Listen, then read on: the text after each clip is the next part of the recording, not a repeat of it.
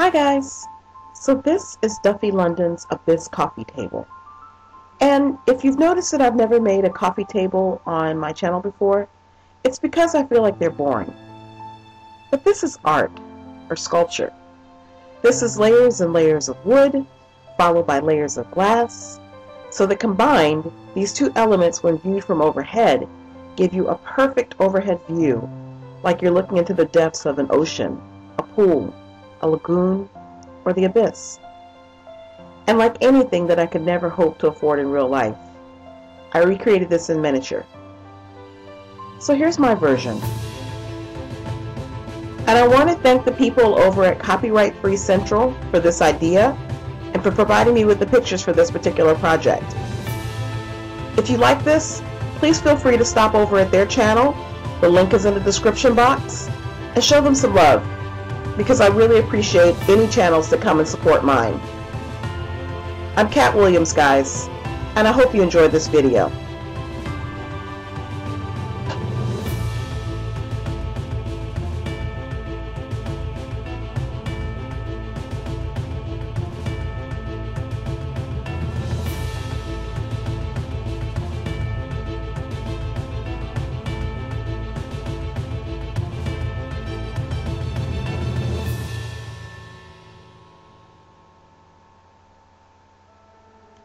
I'm using art paper for this, and any sort of thick paper would do, including like a heavy cardstock or tag board, but nothing quite as thin as poster board. I used probably about 5 or 6 sheets of this in total, and then I started by cutting off little blobs of it, just completely misshapen. You don't have to pay any attention to it. You want 4 that are about the size of your fingernail and 1 that's about double the length. And going ahead and cut those shapes out and then trace around them, and then cut that larger shape out and trace around that, and cut the larger shape out and trace around that, and glue them together until you have about 5 layers of each of the 5 shapes. This is going to be basically the process that you're going to follow for the entire course of this project. Then you can put the 2 pieces together from either side, trace around them while they're together, glue the 2 separate pieces onto that single piece, and trace around that, and keep that going for about 5 additional layers.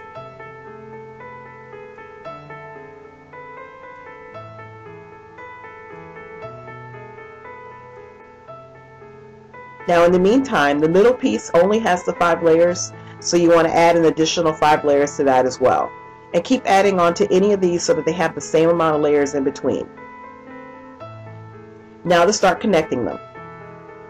I'm going to put the middle piece next to one of the other pieces, and I'm going to trace around those, and I'm going to keep going on that till I have another 5 layers.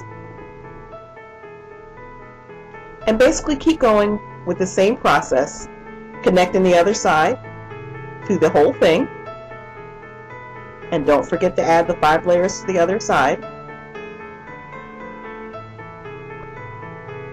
And continue this process until you have 30 layers stacked.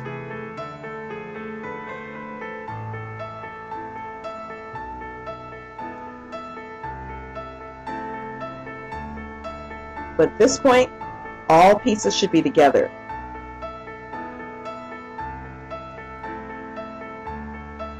Now, of course, my table looks very much different from the original. If you want to add additional pieces onto the sides, you may help yourself and do so.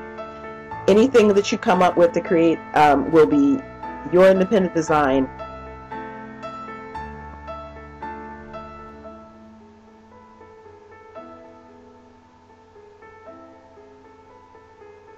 This will give you about ½ an inch of the surface.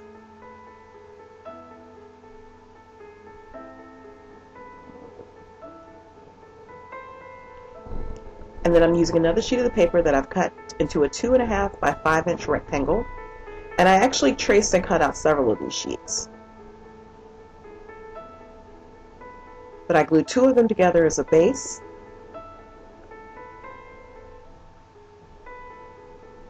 and glue them to the very top surface of my table base.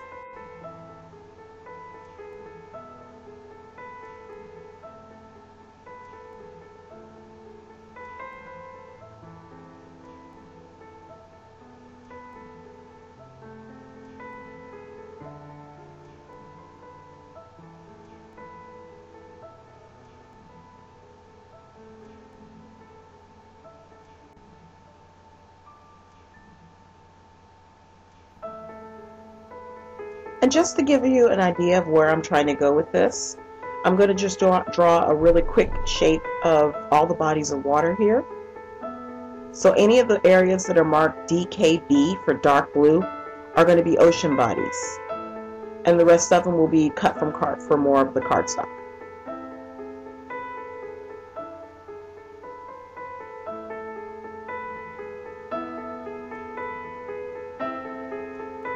Now the version I'm drawing here at the top is the final version, but all of these land masses are going to be much larger and they're going to recede back.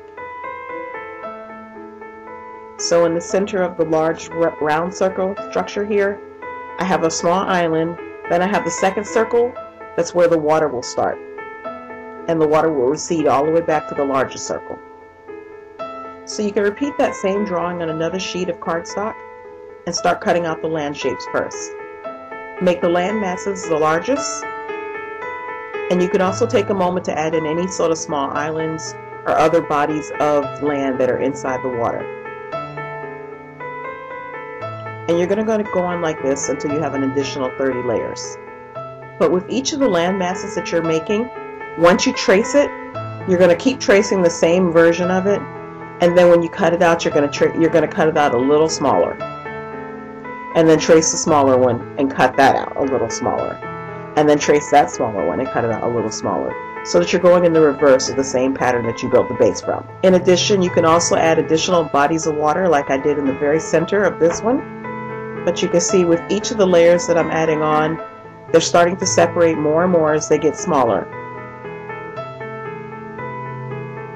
You can put in additional areas for water to help it shrink a little faster, as I did at the top here and also onto the side.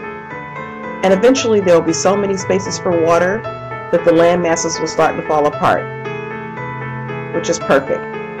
Keep going with that reverse tracing process until you've shrunken all of these little land masses into tiny little pieces so that you now have just a series of blobs. And at this point, my table's about 1.25 inches tall. And there's 60 layers on here. But I really feel like I should have added more layers. Now just because I'm not the best at stacking this paper evenly, I went through and sanded off some of the rougher edges. I want to keep the paper looking here, but I also don't want it to look like I was drunk when I made this. So I am going to use a little bit of wood putty here, and again it's just to smooth out some of the gaps between the paper where the glue didn't seal it all the way entirely. But of course, you can go back through with a scalpel or your fingernail even and just kind of scratch those lines for the paper back in. Then I took it outside and gave it a heavy blast of white primer, and then back inside where I gave it a coat of white paint. This is where all your little flaws start to show. So you could take a minute and fill in any sort of gaps that you see with wood putty and also some more white paint. And then you can start with adding in the water masses here. Now of course I've used a stark white for mine. That's for a future design concept I'm going with this. But if you do wish to go with the actual wood colored, a wood color, then go on ahead and do so with yours. And I also discovered something very weird about myself.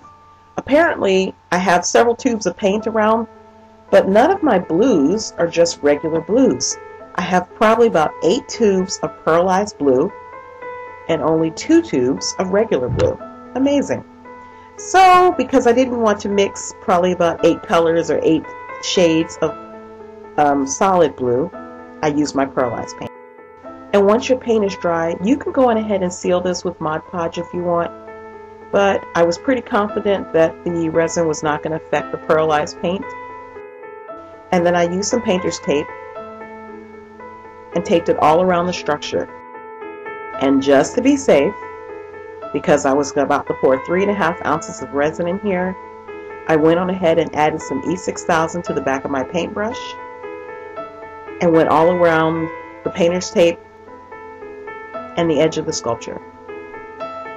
And then I mixed my first ounce of resin.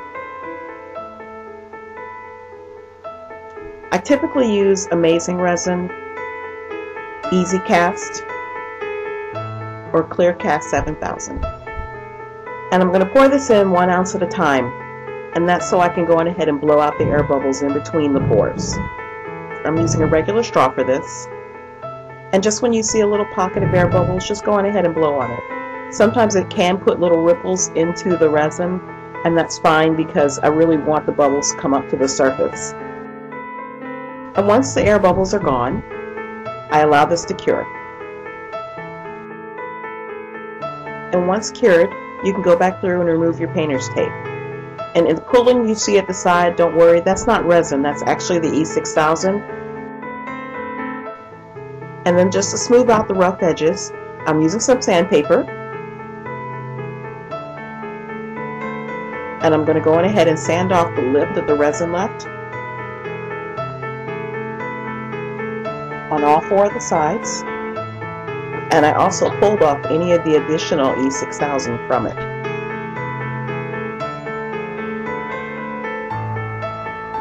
Once you have this smoothed to your liking, you can mix up an additional little bit of resin and pour that into the top. This is only about 2 teaspoons. Smooth this across the top with the back of your brush. And you might want to bring some over to the side where the masking tape was holding the resin in, because now the resin holds the pattern of the sticky side of the masking tape.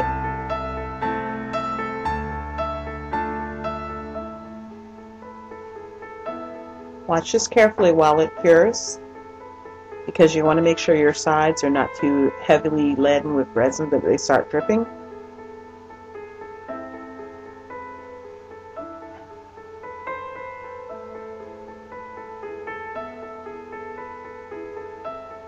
Allow this to cure a second time.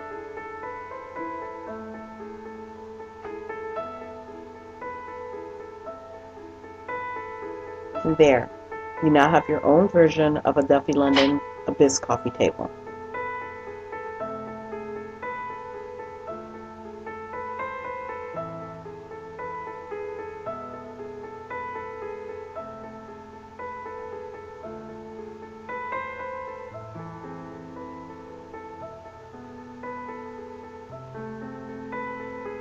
Thanks so much for watching, guys.